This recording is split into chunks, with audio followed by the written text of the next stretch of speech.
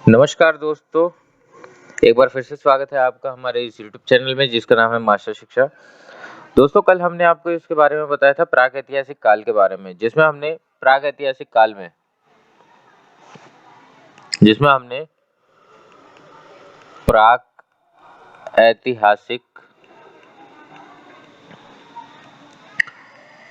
काल के बारे में हमने जाना था। प्रागैतिहासिक क्या कौन से काल होते हैं? प्रागैतिहासिक वह काल होता है जिसमें कोई भी लिखित दस्तावेज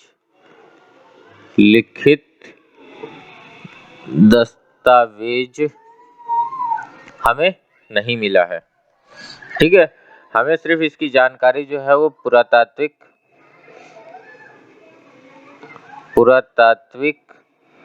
स्रोत से ही पता चलती है। पुरातात्विक स्रोत क्या होते हैं? पुरातात्विक वह स्रोत जिसमें मन के बर्तन और उनकी जगह, ठीक है, जो कि पत्थर वगैरह की बनाई गई थी, उन सब चीजों के बारे में हमें पता चलता है। इस काल को वैसे पाषाण काल कहा जाता है, ठीक है, जिसको हमने 3 भागों में बांटा था। पहला था पुरापाषाण, मध्य पाषाण और नवपाषाण।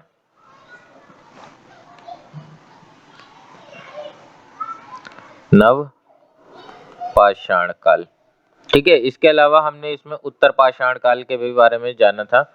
उत्तर पाषाण काल के बारे में भी हमने जाना था, जिसको हम ताम्र पाषाण काल कहते हैं, ठीक है। इसके बाद दोस्तों, आज की जो हमारी क्लास होने वाली है उसमें हम आपको नवपाषाण काल के बारे में बताएंगे कि नवपाषाण काल क्या होता है, ठीक है। नवपाषाण काल के बारे में देखते हैं। नवपाषाण काल तो हमने पढ़ लिया है। आद्य ऐतिहासिक काल के बारे में हम जानते हैं। इतिहास को जो हमने 3 भागों में बांटा था, जो कि पहला था प्राक ऐतिहासिक, प्री हिस्ट्री, प्रोटो हिस्ट्री और हिस्टोरिक, ठीक है दोस्तों। तो आज हम प्रोटो हिस्ट्री के बारे में जानेंगे कि प्रोटो हिस्ट्री क्या थी। प्रोटो हिस्ट्री के बारे में देखते हैं। प्रोटो हिस्ट्री को हम हिंदी में आद्य ऐतिहासिक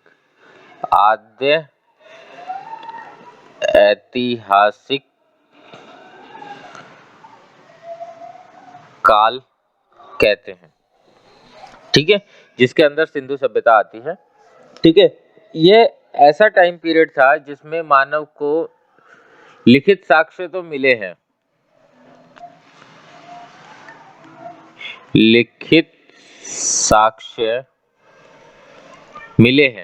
लेकिन इसे पढ़ा नहीं गया है, ठीक है। तो इसमें हम सिंधु सभ्यता को ही रखते हैं। कौन सी सभ्यता को रखते हैं? सिंधु सभ्यता। बेसिकली अगर हम सिंधु की बात करें, सिंधु सभ्यता का अगर हम नक्शा देखें तो सबसे जो ऊपरी शहर था ये हो गया उत्तर, दक्षिण, पूर्व, पश्चिम, ठीक है। तो उत्तर में जो सबसे हमारा उत्तरी शहर था वो था मांडा, ठीक है। इसमें था पूर्व में आलमगीरपुर, दक्षिण में था दैमाबाद और पश्चिम में था सूत का गेंडोर। एस लिख देते हैं, सूत का गेंडोर, एम से मांडा, ए से आलमगीरपुर और डी से दैमाबाद, ठीक है। तो दोस्तों अब हम बात करते हैं। उत्तर में हमारा मांडा शहर था, ईस्ट में हमारा आलमगीरपुर, साउथ में दैमाबाद और वेस्ट में सूत का गेंडोर, ठीक है दोस्तों। अब ये कौन कौन सी नदियों के किनारे बसे हुए थे इसके बारे में हम थोड़ा जानकारी ले लेते हैं, जिसको हम इंग्लिश में सम बोलते हैं,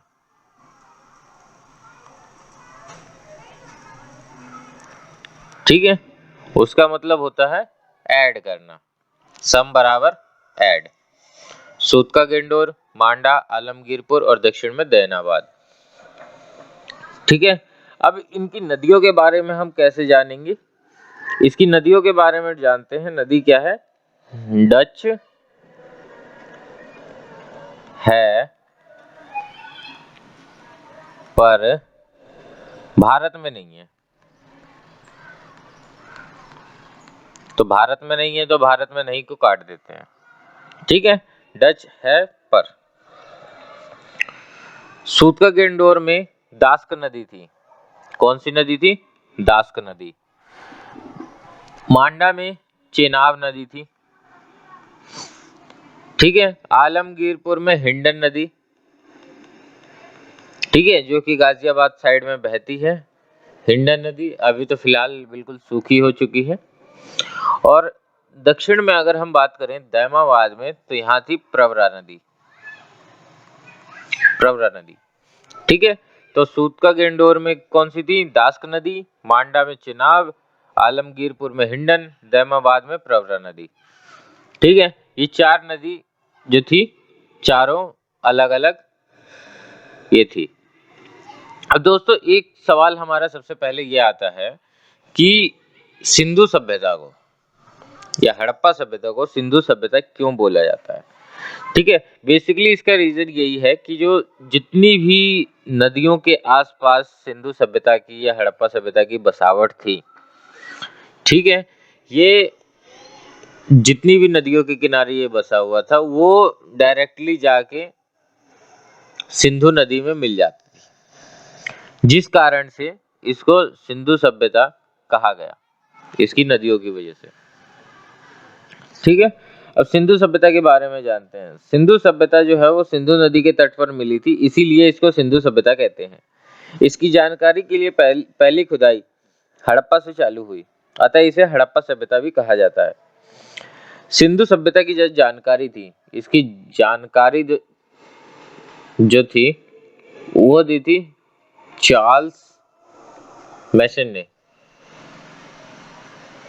इसको हम मैसेंजर के नाम से याद कर सकते हैं। इसकी जानकारी जो थी वो मैसेंजर ने दी थी, चार्ल्स मैसन ने, ठीक है। इसका सर्वेक्षण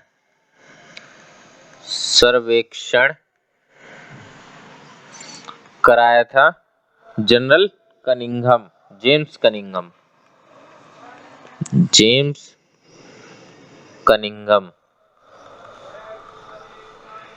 ठीक है। अब इसकी खुदाई जो थी वो दयाराम साहनी ने कराई थी। खुदाई जो थी वो दयाराम साहनी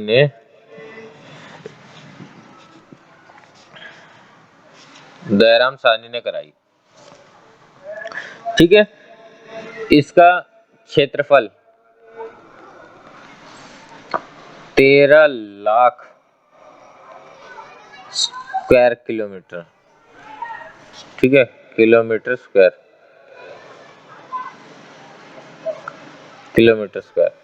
और भारत का जो क्षेत्रफल है, भारत का क्षेत्रफल 33 लाख किलोमीटर स्क्वायर, ठीक है। यानी बहुत ही बड़े एरिया में हड़प्पा सभ्यता या सिंधु घाटी सभ्यता फैली हुई थी। सिंधु सभ्यता का नामकरण, ठीक है, इसका नामकरण जो है किसने किया था? इसका नामकरण किया था जॉन मार्शल ने।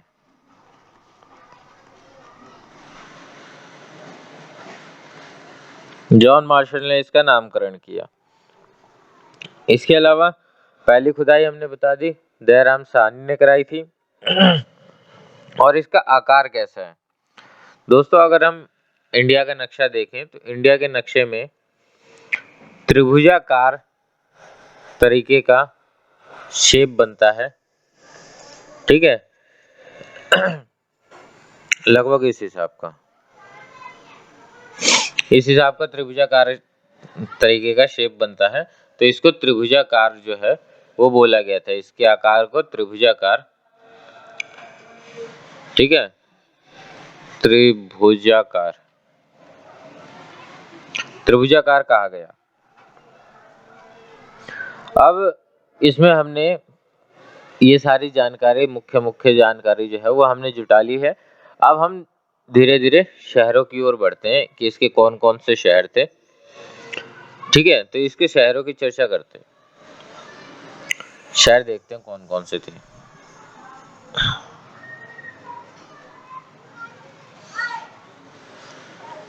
सबसे पहला आता है हमारा हड़प्पा से, चालू करते हैं। नंबर 1 हड़प्पा। ठीक है, हड़प्पा की खुदाई जो है वो 1921 में हुई थी, 1921 में। ठीक है, और इसकी खुदाई जो थी वो दयाराम साहनी, दयाराम साहनी ने की थी। ठीक है, इसके बाद ये कहां पर है? रावी नदी के तट पर, रावी नदी। ठीक है, तो नदी का नाम रावी नदी। ये रावी नदी जो है वो सीधे सिंधु सभ्यता में जाके मिल जाती है। इसके बाद यहाँ से कुछ वस्तुएं मिली हैं, उसके बारे में हमें जानना बहुत जरूरी है। सबसे पहली चीज क्या मिली है? कुम्हार का चाक। कुम्हार का चाक। कुम्हार का चाक कैसा होता है? जिसपे वो चक्री बनाते, गोल गोल घुमाते हैं मिट्टी रख के कुम्हार लोग। ठीक है, वो कुम्हार का चाक कहलाता है। ठीक है, तो वो मिला है। दूसरे पॉइंट पे हमें यहाँ पे मिला अन्नागार। अन्नागार, जिसमें अन्न रखा जाता हो, अनाज रखा जाता हो। ठीक है, इसके अलावा श्रमिक आवास मिले हैं यहाँ पे। श्रमिक आवास। फोर्थ पॉइंट हमें यहाँ से क्या मिला है? मातृ देवी की मूर्ति। मातृ देवी की मूर्ति। ठीक है, मातृ देवी की मूर्ति के बाद में लकड़ी की ओखली।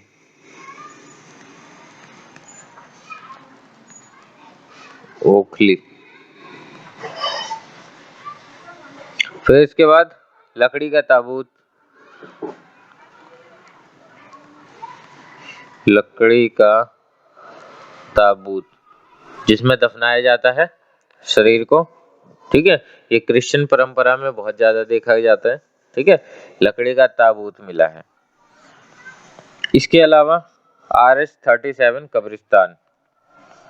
RH-37 कब्रिस्तान। इसके अलावा अगर हम बात करें, ठीक है, तो हाथी की खोपड़ी मिली है,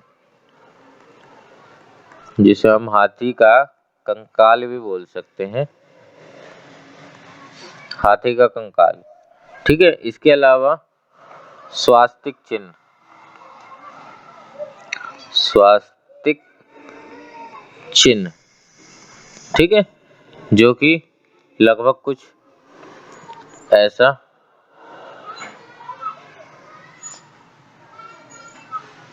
इस तरीके का होता है। ठीक है, तो ये सारी चीजें जो है वो हमें हड़प्पा से मिली है। ठीक है, तो हड़प्पा में एक बार दोबारा से देख लेते हैं क्या क्या मिला है। कुम्हार का चाक, अन्नागार, श्रमिक आवास, मातृ देवी की मूर्ति, लकड़ी की ओखली, लकड़ी का ताबूत, RH-37 कब्रिस्तान, हाथी का कंकाल और स्वास्तिक चिन्ह। ठीक है, इसके बाद हम आते हैं मोहनजोदड़ो पे।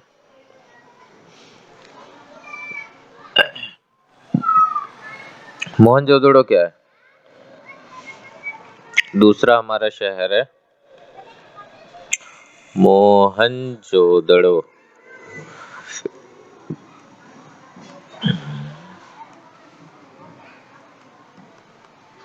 मोहनजोदड़ो।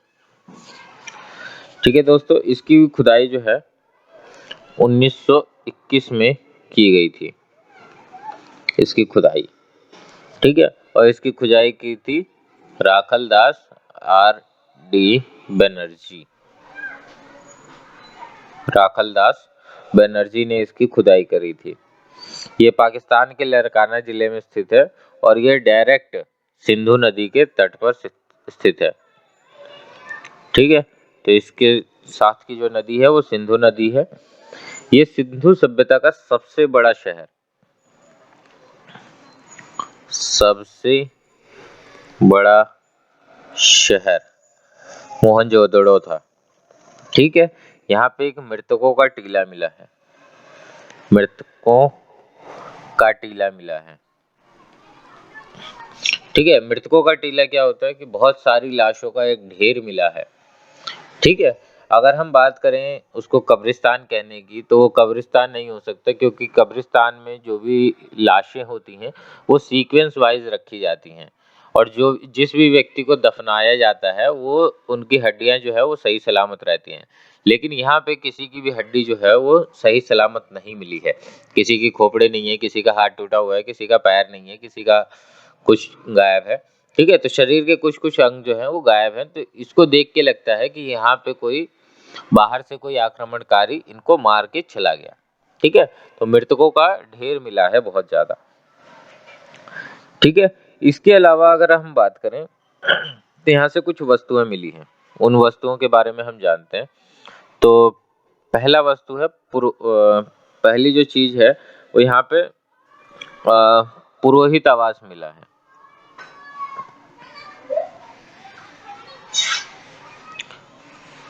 पुरोहित आवास की अगर हम बात करें, यहाँ पे एक पुरोहित आवास मिला है।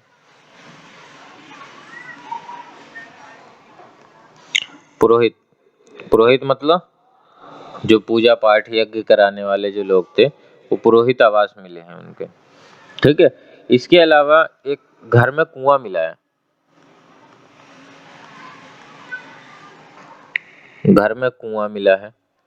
ठीक है, यहाँ पे जहाँ पुरोहित रहेंगे, ठीक है, वहां पे अनुष्ठान वगैरह होते रहेंगे। तो एक विशाल स्नानागार मिला है, विशाल स्नानागार। स्नानागार क्या होता है? ठीक है, स्नानागार जो है वो बहुत ज्यादा लोगों के लिए उसमें नहाने की एक जगह होती है या अनुष्ठान वगैरह, जैसे छठ में हम करते हैं तो छठ में ऐसे पोखर बना होता है और इसके नीचे जाने के लिए चारों ओर से सीढ़ियां दी गई होती हैं।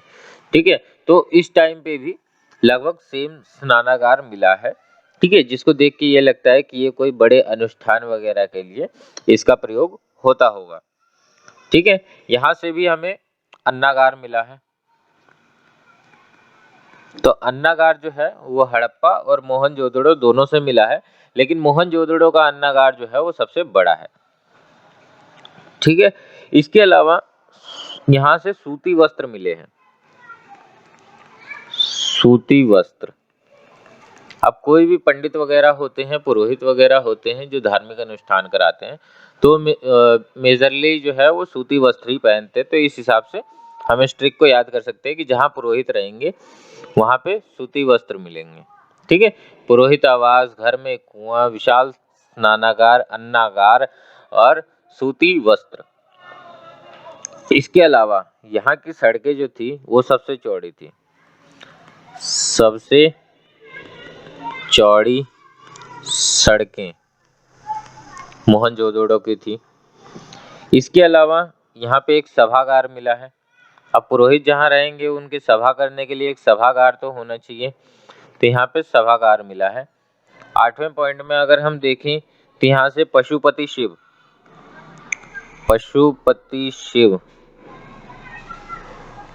की मूर्ति मिली है। इसके अलावा अगर हम और चीजें देखें तो यहाँ पे कांसे की नर्तकी मिली है, कांसे की नर्तकी।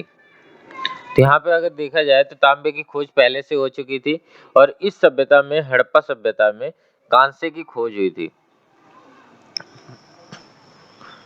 ठीक है, तो कांसे की यहाँ पे नर्तकी मिली है। इसके अलावा यहाँ पे तांबे का ढेर मिला है, तांबे का ढेर, तांबे का ढेर।